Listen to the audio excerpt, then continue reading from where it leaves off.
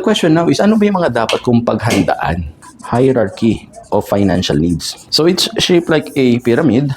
May base, may foundation. Kasi kapag ka walang base, hindi aangat. Parang bahay, di ba? Pag walang haligi, hindi ka makapagpatayo ng bubong. Di ba? Pag walang pundasyon, hindi ka makapagpalagay ng haligi. So ano ang pinaka-importante na dapat paghandaan ng bawat isa sa atin? Health. Kasi kapag tayo nagkasakit, hindi tayo makapagtrabaho. Hindi tayo makapagbigay ng pangailangan ng pamilya natin. Hindi natin matutulungan ng mga kliyente natin.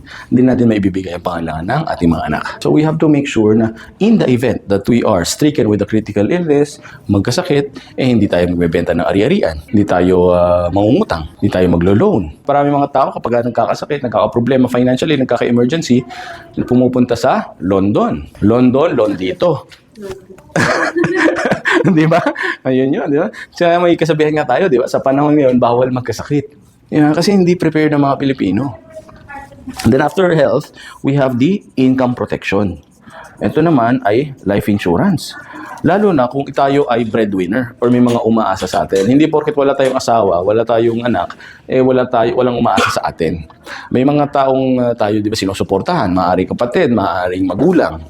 So basta anyone na may nakadepende sa kliyente ninyo, sa inyo, should have a life insurance. Para in the event na tawagin tayo ng Panginoon, mabubuhay pa rin sila. Hindi naman porket wala na tayo, hindi na sila dapat mabuhay. Ito yung tinatawag nating mga unexpected events. Hindi mo alam kung kailan mangyayari. Pwedeng next week, next month, next year, 10 years from now. And then there are those naman na expected events. Alam natin kung kailan mangyari, mapaplano natin, mapaghahandaan. Education. Mapaghahandaan kasi yan. Alam mo kung kailan magka-college yung anak mo. Alam mo kung saan, alam mo kung magkano, di ba?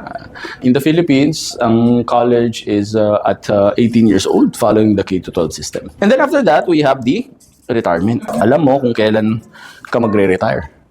Pwedeng 50, pwedeng 60, pwedeng 65. Mandatory age here in the Philippines, 65 years old. Okay, pero nasa inyo yan.